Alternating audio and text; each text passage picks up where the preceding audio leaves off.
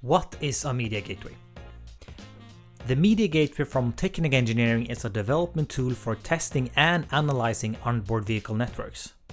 It allows users to disconnect and loop through up to 1200 base T1 devices on the physical layer, and to establish virtual point-to-point connections, thus making it possible to filter and control data streams. The Media Gateway is the most widely used development and testing tool for onboard vehicle networks using 100 base T1.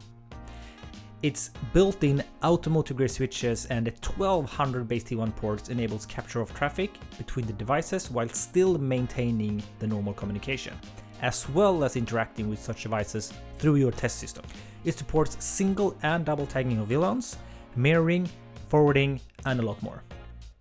An additional and optional CAN Ethernet bidirectional conversion is available, as well as FlexRay logging via Ethernet. The SMT Slot supports commercial-grade SFP modules, for example optical or RJ45, as well as our 100 base T1 SFP modules in order to get our 13th automotive Ethernet port, or our 1000 base T1 SFP module.